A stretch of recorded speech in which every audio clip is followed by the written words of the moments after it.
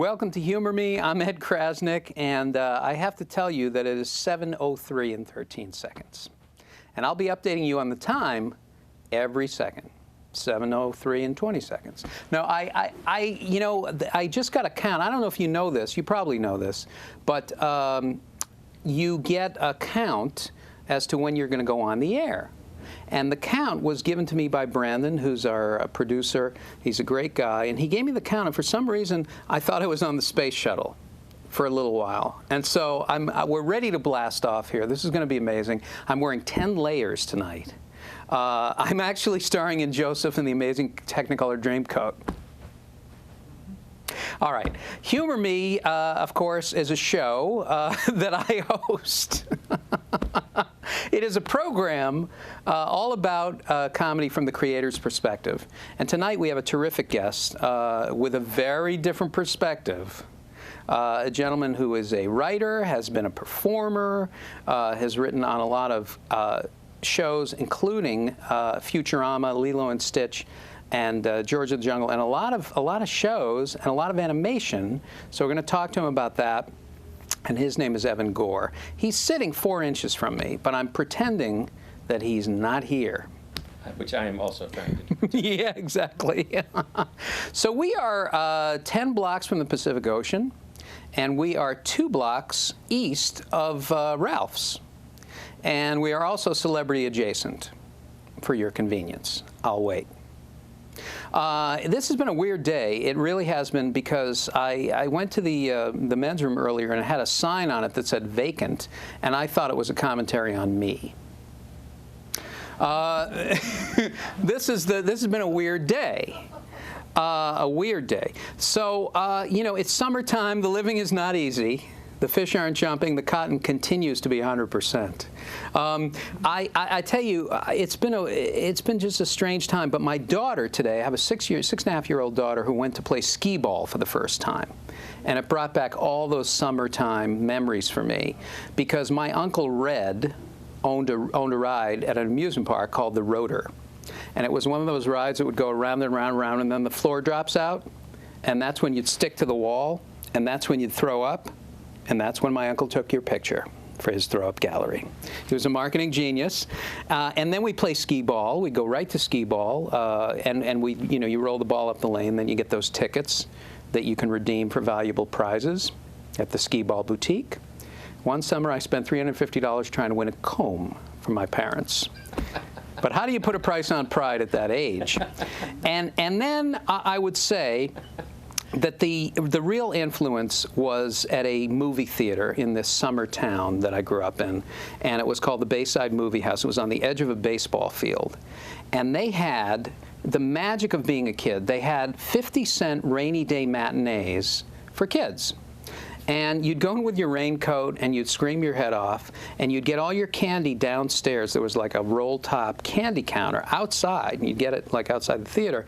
And you get your goobers and your Lick-O-Maid and your pixie sticks and your atomic fireballs and your flying saucers and your buttons on the strips of paper. You get the paper with the buttons. It was fiber. And then you put them all in your mouth at one time, and you look like a gerbil going up the stairs and down the stairs. And you'd go into a 75-seat maroon velvet, what I would call movie theater palace now. I didn't know it then. And the smell of old wood, salt air, fresh popcorn, gum all over the floor, and then rain on a tin roof.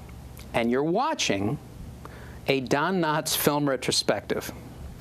And let me tell you something. To kids, Don Knotts was an acting genius. He was the fish. He was doing Meisner as a fish. At any rate, so this is what summertime, you know, sort of means to me. But today, I was telling Evan this. It was kind of a strange day. One of those days where you're a little off. You're on the Titanic. You know you're going down, but you believe that you can, you know, pick the boat up. Well, that's what we're going to do right now.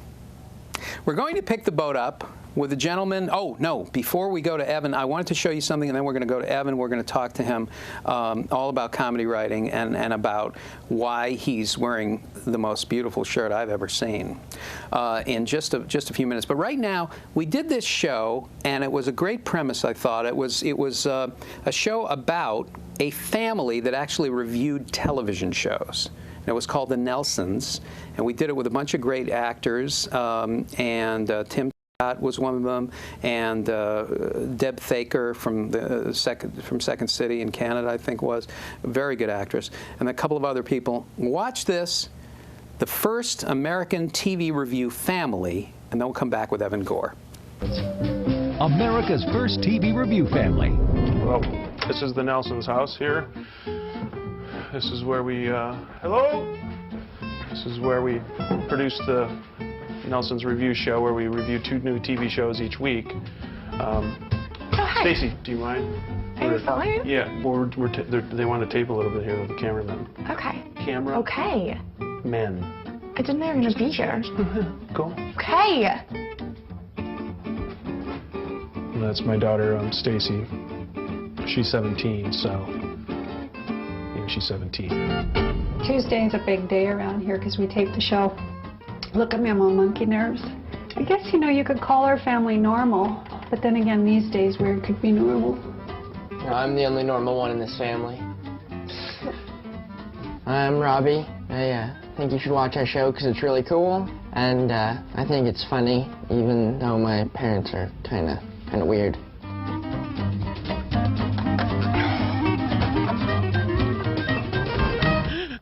But I think we're doing an important service for the community, because if only people in Hollywood who are hooked in, see what I'm saying, review things, then how will we ever understand what real people like me and Jack and the kids, how will we ever know what they think? I think the kids enjoy reviewing TV. I don't want to be involved in this. It's totally not my scene. Hello, and welcome to the Nelsons, America's first TV review family. Tonight we'll be reviewing 2 brand new television shows. The first one, which is entitled Desperate. That was the Nelsons with Tim Scott and Deb Thaker. Great, great show. And we can't clear any of the clips. All right. Ladies and gentlemen, it's a pleasure to welcome a man who has written a lot of animation, a man who has written on a lot of different programs, a man who writes, a man who writes, if I'm not mistaken, with his wife. Sometimes. Why do you yell? Because I can't. I'm just trying to forget everything that's come before. Hi, everybody. It's Evan Gore. Yeah, that's right.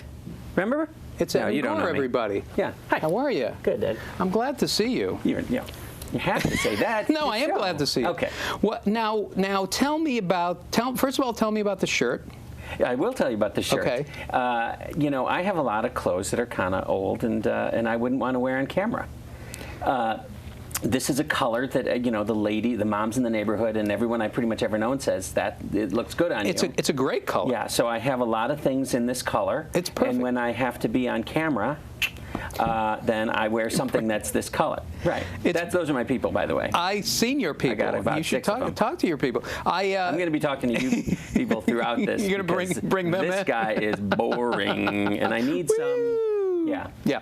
All right. Now. You have been in the business for a while now. Yes. Yeah, I don't know. And let me ask you, let's go right to, sometimes you write with your wife. Yes, that's the most interesting thing. And I'm still shouting, but I don't care. That's the most interesting thing. How? Because they say that, you know, when you have a partner, a writing partner, it's like a marriage. That's true. So you have now taken a marriage and put a marage on top of it. Took a little too far, really. Yeah. I shouldn't have done it. A marriage sandwich. I've had a few writing partners in my lifetime. Okay. None prettier than Heather Lombard.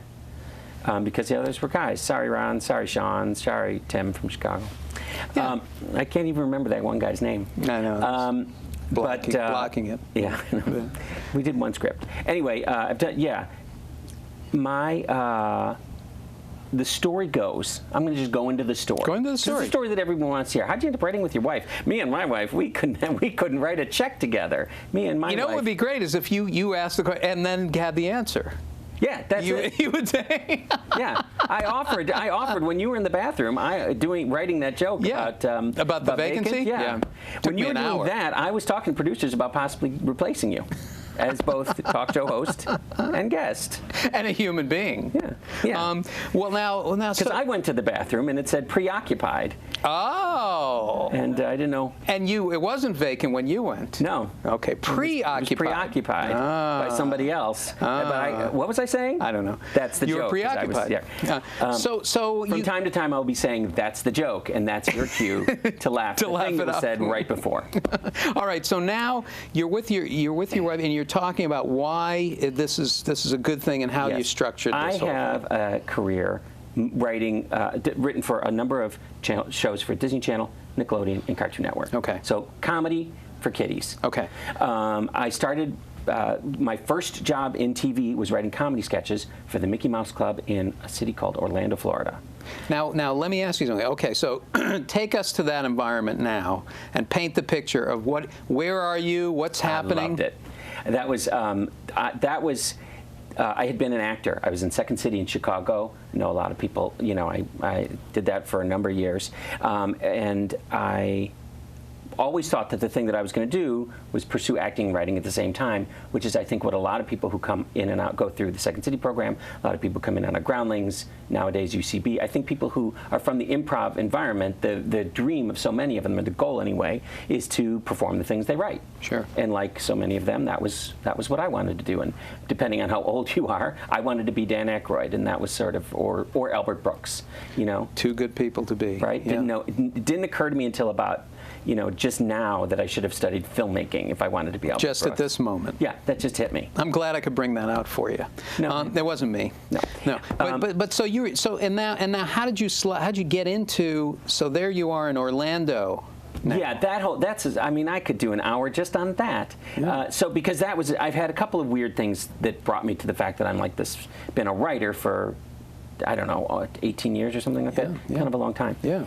Because I was all about I thought I was going to be an actor. Like this glass really thought it had a shot at being a plate. Going to get a sitcom. Yeah, that's right. I don't know.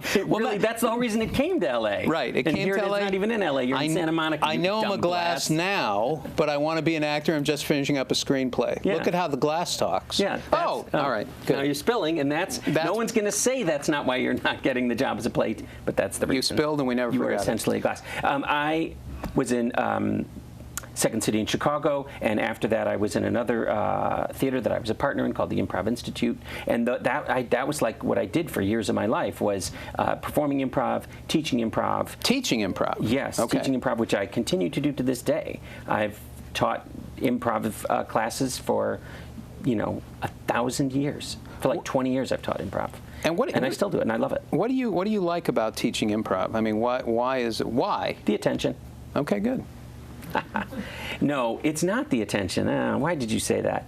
No, it's honestly, I feel like it's something that I know. I feel like it's the one thing I know well, and I like to impart it. And I think that learning improv passes along. In order to do improv well, on the way there, you have to learn how to listen better, be more present, interact more with other people, and it's very rewarding to people. So I just feel like I really just feel like it's my calling. I'm good at teaching it, and I've taught it for a long time, and I just recently taught a couple classes I even taught when I was on my vacation. So on my recent family vacation, wow. I taught some improv classes. That's a story I won't tell. Wow, okay. You'll have to come back to the sequel. That's on the bootleg. Yeah, that's on the bonus track. I don't know. It's just not a funny story. Okay. Anyway, there I was, and afterwards, I had these people, so I was teaching improv for non-actors, and afterwards I had this woman tell me, I didn't want to say anything before, but 6 months ago I had a terrible car accident and had all this brain injury stuff, and this improv class has been wonderful for me. You should teach this at hospitals. And then I had, I've just had so many people throughout the many years of teaching improv come at me after the fact with some, like, explanation of how it did something in their life, total unintended benefit. That's great. Not to mention the fact that writers can get better at being in the room. And because I'm a writer, I come at it from very much a writer's perspective. You know, it is a great. Did you teach a course that improv for writers? No, because any improv class is good for writers. But I mean, if a specific thing, because the writers' room is a place where you're really doing those skills. You're listening and you're That's right. and you're yes-anding and you're doing. Bang Improvisational Studio, 457 North Fairfax in Hollywood, which is where I've taught improv for many years. Yeah. And we get a lot of writers that go through the program there. I think it's a very interesting blend. It's people who, people who are maybe some people are trying to get over something or work on a particular skill. But to me, I mean, I'm the worst improviser in the world, but I loved it. I loved it. When I'm bad at is space work, I can't do any space work. I have an iron, it becomes a telephone. Hang on. I got something. Can you give me something? Yeah, what do you got? Let me just open up my toolkit. Hang on. What do you got? What take is that? Yeah. That is a cup of poison. This, drink that. Okay. And this is, that's another cup of poison. I say that's not very good. And this is a gun. Set the thing down, please. And there, shoot yourself in the head with that. And then what do you got for me? This is a letter I wrote to your mother. Because I know you weren't going to write one. It's a John Deere letter. I'm dyslexic. You're breaking up with your mom. All right, here's my toolbox. Look at this. I'm showering with it now. You see what I'm saying? That's why. And you don't have. You hardly have any hair. That's really. And look, I'm not combing and I'm not doing anything, but because I'm in my head, it's not real. You can stop pointing. No, I can't. Because if you had a real gun, Ed, you would not run your finger along the barrel of the gun. Here's, you hold a gun. Show me the good gun. What's the good gun? Well, the good gun is you hold a gun like you hold a gun. You hold a cell phone like you hold a cell phone. The whole good quality improvisation. I mean, lots of people can improvise. Excuse me just a second. Oh, did you get a call? Yeah. Hello. Yeah, but there's that phone, and then there's that phone. This is not a phone. I know. And then Nobody there's this holds the phone like and this. then a cell phone would be this, right? That's right. Hello. You hold it like you hold it. It's truth in comedy, sir. There's no truth in comedy. It's not nothing here. but truth. If it's funny, tell the truth, and the truth will be funny. That was a show. No. It was a show in San Francisco. Only the Truth is Funny. Rick Reynolds. But now tell me, okay, so, but the thing that was so great about improv is that it gets you out of your head. You cannot be in your head. Yes, you have to do it for a while to get out of your head because in the process of learning it, lots of people sort of learning improv, they can't help but be in their head. That's just human nature. Right. But so by repetitive failing at it, by repetitive fail and success, and just doing it and learning that nothing bad's gonna happen to you when the scene goes bad, except like a bad audition, like a bad interview. You'll just be mad about it for a little while. I could have done better. I should have done this. You'll replay that in your head. But teaching people to be present in today's world is an amazing gift. You're welcome. You're welcome. Because I am so present, Ed. You are learning about how to be present. From just being with you. That's right. I wish I could be present. I'm actually present with you in the past right now. You are? And I'm trying to control the future. Huh? Yeah, I am trying to control the future. I have an overdue gas bill. Do you? That I'm trying to pay right now. Anyway, so now, okay. Yes, so Ed. you do this. You went to Orlando. Just tell me what it was like. You're writing for the Mickey Mouse Club. Yeah. So the long version. Oh God, is he done yet? Get to it. Yeah. The long version is that I had gone to my acting agent and said, like, if you ever happen to hear about anything. Writing opportunities, I don't know, let me know. That's something I do and I'm trying to do more of. Okay. And I thought it was going to be corporate opportunities, this and that and this and that. And doggone it, if her phone didn't ring and it was the Mickey Mouse Club in season 4 and they had exhausted New York, they had exhausted LA because people didn't want to do cable. The good comedy writers didn't want to do cable, they didn't want to do kids stuff, and they certainly didn't want to move to Orlando. Okay. Even though it was a Writers Guild job. Writers Guild, okay. It was very difficult for them to find people.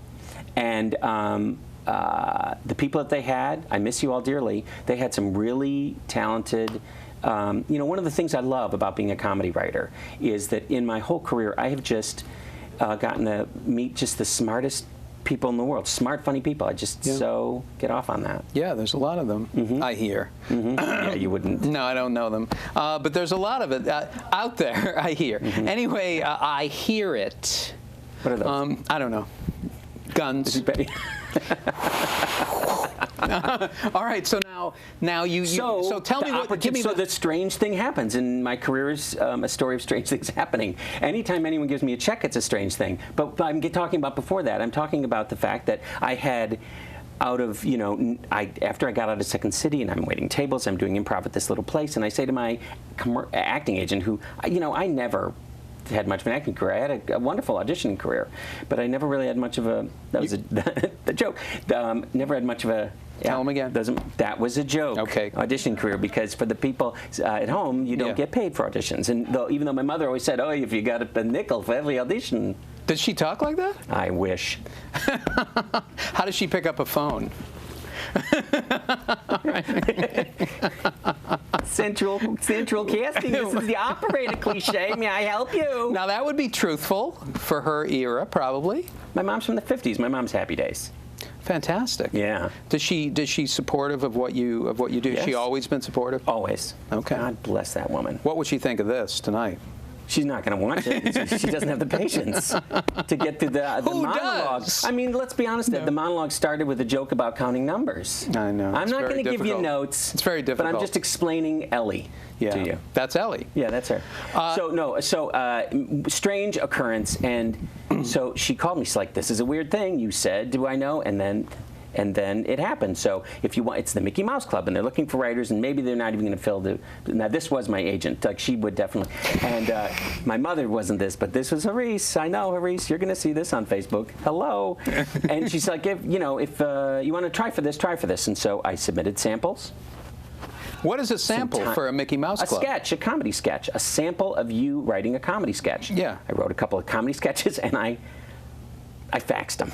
I faxed them in. You faxed them in? Yeah, because that's the year it was. It was the year of the fax. Al Stewart, the year of the fax. Year of the fax. We can't clear it. No. Okay. And my impression was so good, you're going to have to bleep it, because you can't. Because that was like a recording of. It was like a recording from if Memorex, the early days, would have a tape, a bootleg. Now, And so I get an interview. Yeah. I get flown to Orlando, Florida. Yeah. Interviewed, and they basically were going to let the desk go unfilled. They were going to go with one less writer that season, but I won them over, and they ended. And I think two of the sketches that one that I'd submitted and one that I pitched in the room and thought up on the airplane on the way over, ended up getting produced. Fantastic. I know. And so and I wasn't even that young. Like, by today's standard, I was 29, and that's not even young. Right. But to me, it was young. But to write something, and then one day you walk out on the set, and the set that you wrote down on a piece of paper, it's there. Yeah. That's heroin. It's fantastic. For a creative person. I know. Fantastic. But now, what advantages? So you've pursued, and then from there, you kept getting these writing jobs where you were writing kids' TV. Right. Not every day.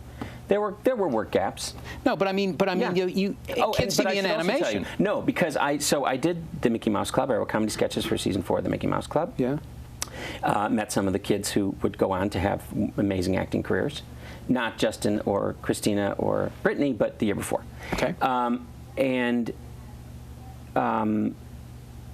Then I wrote.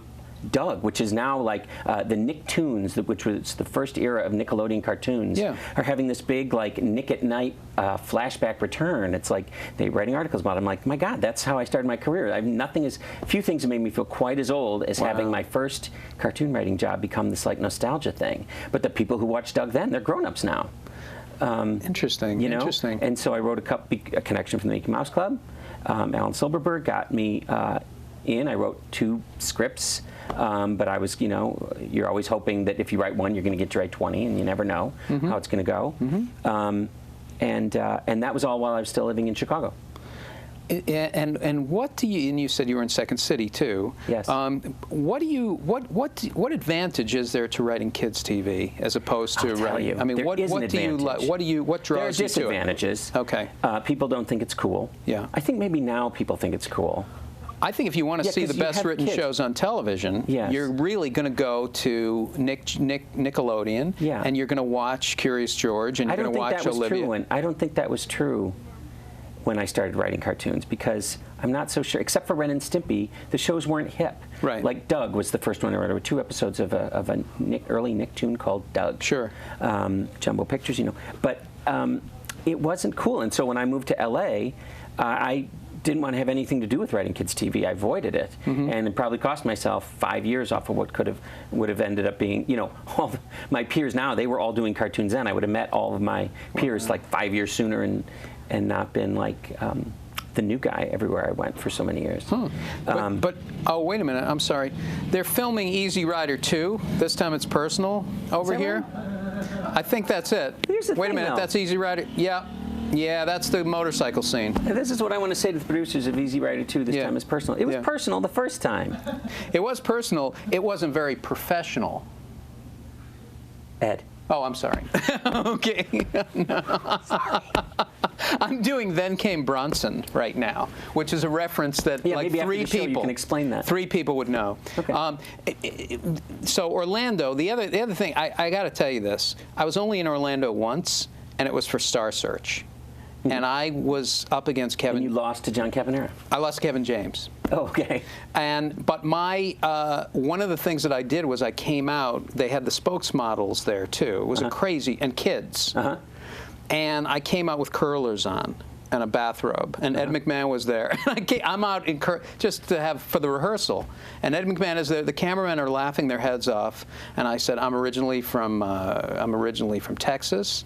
I stand 5 feet 10 inches tall. Some people have called me statuesque. And the cameraman, it's bobbing, and Ed McMahon is sitting over there like this.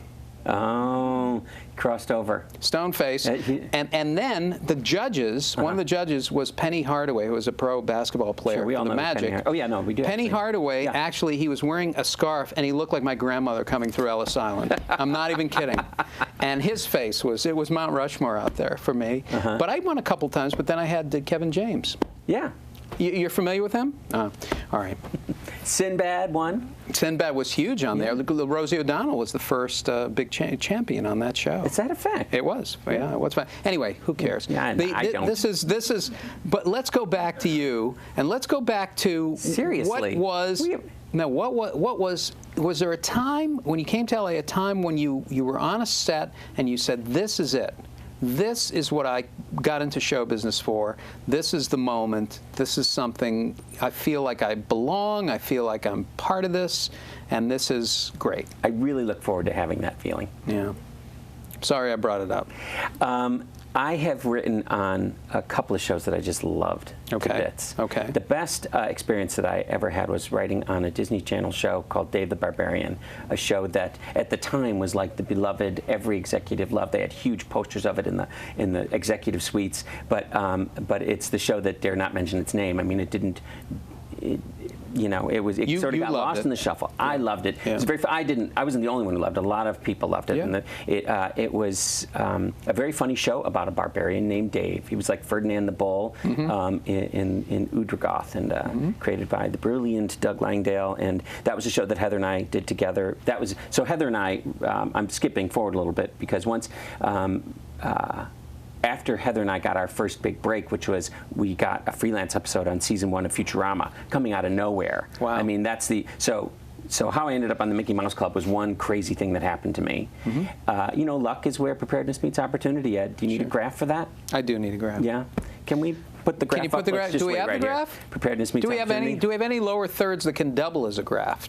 Yeah, the stock market. Okay, excellent. The lowest third of all. Thank you. All right. Okay. All right. Got it. Anyway. Yes. They're laughing outside. Shut up! We're doing a show in here. It was a mistake. Jeez. Really, anything that comes out is a mistake. Yeah. And so. So Dave the Barbarian, though, was just a hilarious comedy show. It ran 1 season, and it was just very funny. It was like Monty Python for kids. Yeah. And tell me, no, you know. People should go to the YouTube and do a search on 300 Pounds of Lonely. That was the thing that. What a great title. Yeah, that was just like a little ditty. But I just saw it on YouTube the other day, and I'm like, it was just like a moment in the season of Dave the Barbarian. Lots of funny things on that show. But I did a little funny music video parody that lasts like 20 seconds. Okay. 300 Pounds of Lonely. Hysterical title. This big over-muscled dude has a moment of Private Reflection. That's fantastic. 300 Pounds of Lonely. Yeah. Good. Which don't ask me to sing it for you because it's owned by Disney. As are my pants. Wow. They are Disney owned and operated, I might add. Yeah. I have no connection to them. That's interesting. And I have no feeling in my legs. All right. For another time. Okay, good. Something for another time. Yeah. All right. So I'm busy. So now, tell me, you have a family of your own now. I have two of the coolest kids. Yeah, I have my kids. Like if we put my kids and your kids in a room together, yeah, even you would go like, oh no, his kids. Yeah. Yes, my kids are really awesome. I've got an 8.5-year-old daughter. She just started 3rd grade. Oh, great. Yeah. Great. And I have a son who's going into pre-K. Oh my God, that's great. Pre-K. Yeah. He's actually starting. Well, now, what do you pass on to them? I mean, you write they watch kids' a TV. lot of cartoons. Do they? They do. Not too much, but a lot. What do you show? Like, what would you like them to watch? I got to say, they watch shows that I completely approve of. I would like them to watch shows that I've written.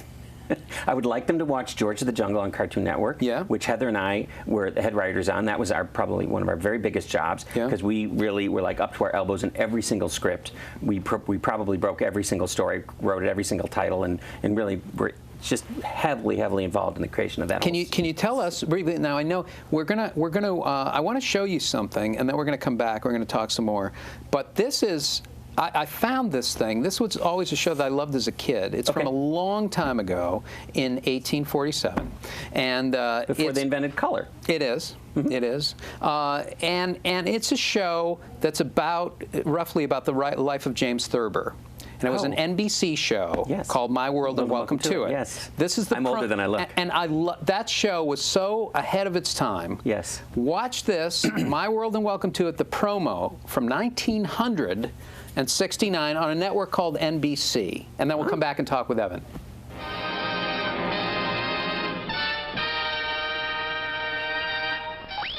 On Monday night, just before Rowan and Martin's laugh-in.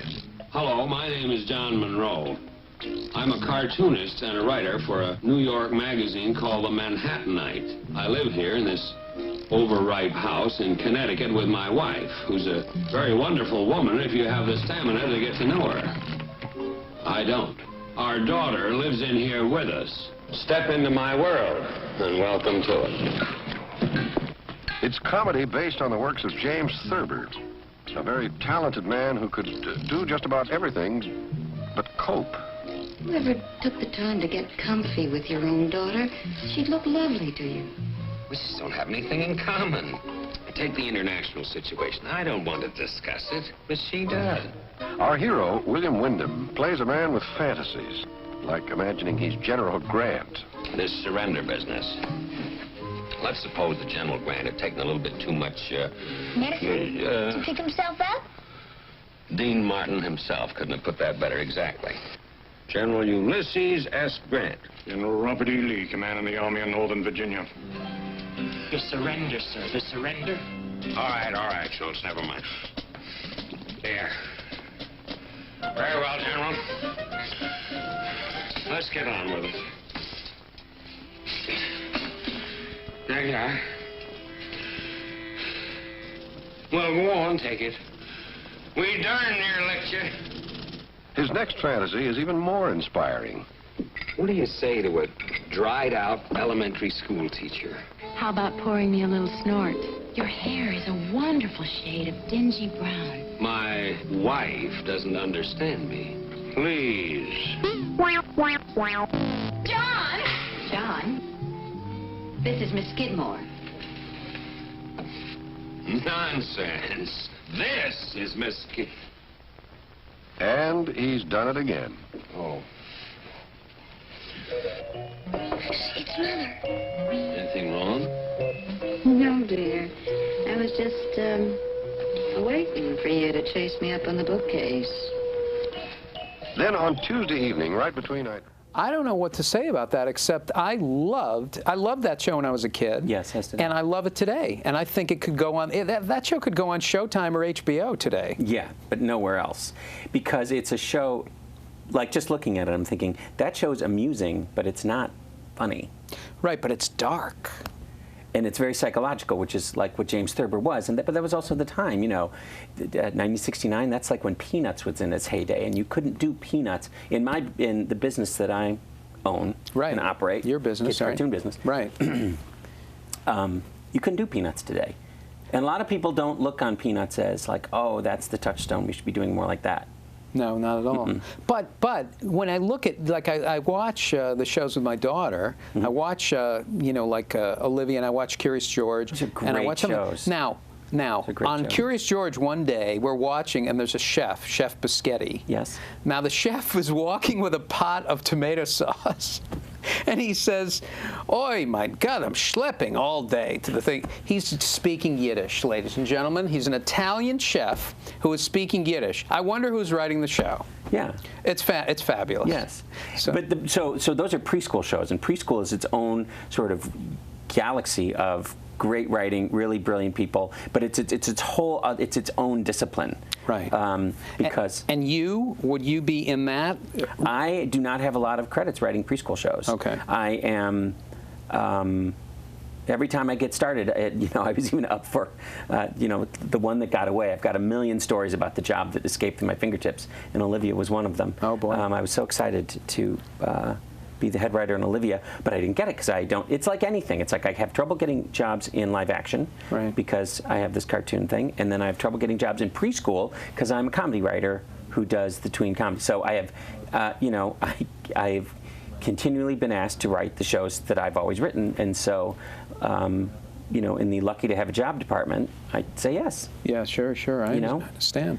Well, that, but if they'd been paying me residuals all these years, I might have had the nest egg to tell them no once.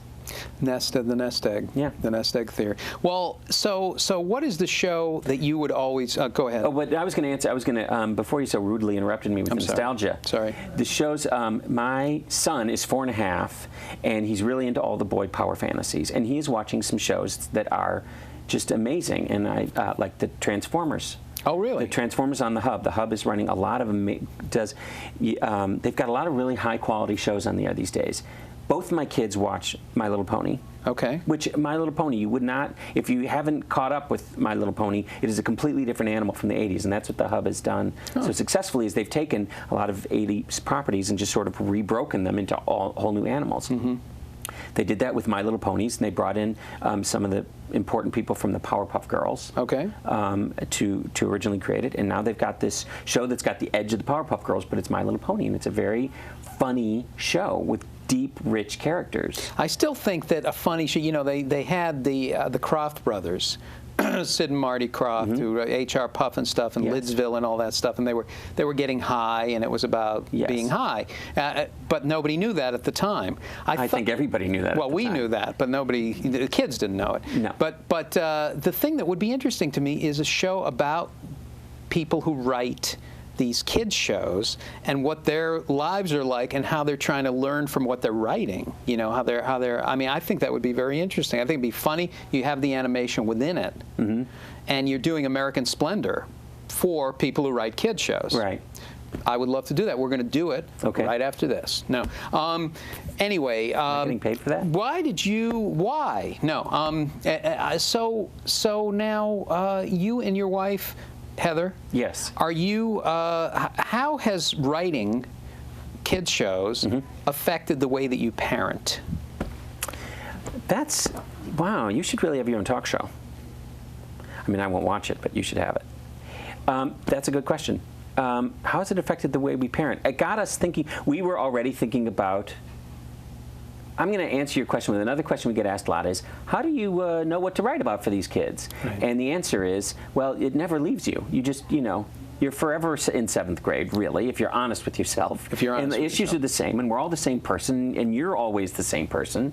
And if you can just sort of disabuse yourself of that illusion that you've really changed that much, and that, you know, the insecurities that you may have felt, it's not that hard to access it, at least for Heather or I, because I think we're both still there. And you're never thinking right, you know, it's like anything else. You're not thinking right for a kid. No. You're thinking right honestly about how you feel about a certain subject. Yeah. Yes. Yeah. And then when you're writing for a company like Disney, for example, there are certain guidelines, but guidelines that you would want to follow anyway. I mean, you don't want to have things that are too adult or too. Sure. I mean, it's everything from obvious sexual or bathroom kind of humor that, you know, maybe isn't right for kids, but at the same time, it's, you know, we had to be told many times, you know, no jokes about mortgage and taxes, because Right. kids don't care about that. And for that matter, kids don't care about love stories, is what I learned about the middle of my animation writing career. And now that now that's something I'm telling other people. It's like, you know, adult writer, you might be interested in a love story, but really kids age 6 to 14 love stories, maybe, you know, if you were writing if Hannah Montana was at Waverly Place, you could do a love story. But for Kid Knievel or Phineas and Ferb, the love story is there only as a comedy joke. It's not really the story. Sure. Phineas and Ferb's a great show. I mean, obviously Fish Hooks is a great. There's just a lot. There really are a lot of great, amazing shows on right now. What is the strange? awesome. What is the strangest? And we're gonna. I've got a little game I want to play with you. Not the kind that we've been playing so far, but a different one. What is the? What was I going to ask you? I lost my train jumped the track. What is the strangest note that you've ever gotten from a network? Now you're writing a kids show. What is a note that you got that was crazy? The one that comes to mind immediately is.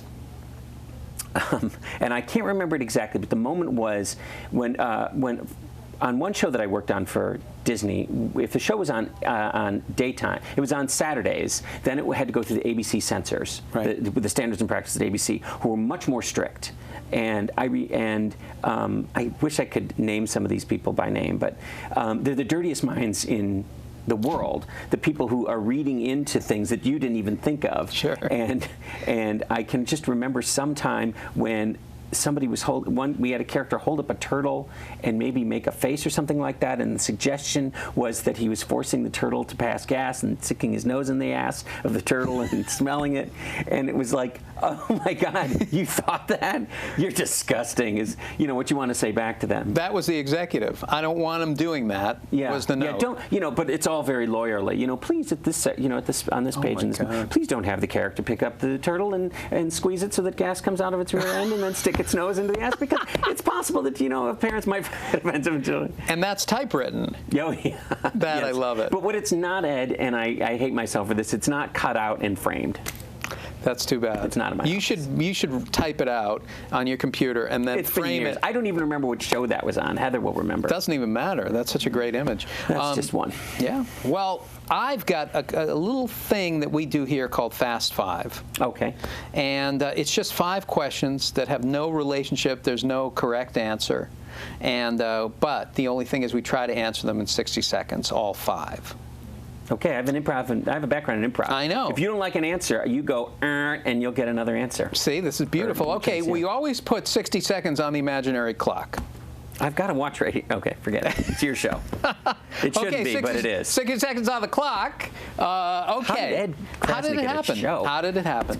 All right, so here we go with the Fast 5, and I'm going to actually look down here. It's like 55 seconds. You're like blowing my time here. I'm going to look down here. I could be getting laughs right now, That's what's so difficult about it. Oh, Jesus. Oh, there it is. Okay, great. I got 48 seconds. Can we reset the clock to 1969? I like it more this way. All right. So the title of the next Planet of the Apes movie. The title of the next Planet of the Apes movie. Planet of the Apes, this time it's professional. No, that's no good. Planet of the Apes, I Love a Man in a Uniform. Okay, good. That's not bad. Ape Nuts cereal. Very nice. With a product placement. Yeah. Okay, question number 2. What will make the iPad obsolete? What will make the iPad obsolete? Well, now that Steve Jobs is gone, they can finally make the II, which is like going to be an actual eyeball. They're going to just transplant it into you. It's going to go through your body and into your wallet. It's going to connect your eyeballs to your wallet. Yes. Which is where it should be anyway. The II. The II. Very good. Question number 3. Most inspiring speech in history. The King's Speech. It's done by Colin Firth. Yes. Not the actual king. No, that movie. It's just really the speech was great. Yeah, or for that matter, the speech of anyone who has a speech impediment, because they're the only honest people. Or like, you know, when I was a kid, we had students who, I'm out of time. You're out of time. I'm sorry. We do have an I for you, though. Wow, Sir. really? Yes. Okay, let's continue, though. We'll continue. Okay, so on Dark Shadows. Yes. What was the name of the town? Oh, that's easy. Yeah. Milwaukee. That was Dark Shadows Yes, for it a was lot very of dark. us. Yes, that's where I grew up. Okay, good. Milwaukee. Who killed JFK, finally?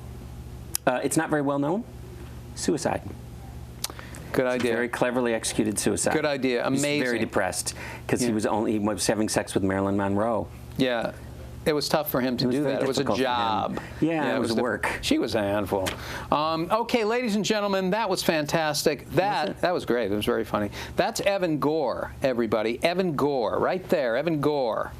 Wave within the frame. Evan Gore. I didn't even get started. We're going to definitely have to do like another hour do of another this. one. Seriously. Like We'll I got continue. interrupted every story. I have so many more details. I'm so sorry. Many details. Ladies and gentlemen, thank you to Evan Gore. Thanks a lot No, for coming. thank you to Ed Krasnick. Okay. That's what we should be saying. Thank you, because you're ending the show. No. Finally.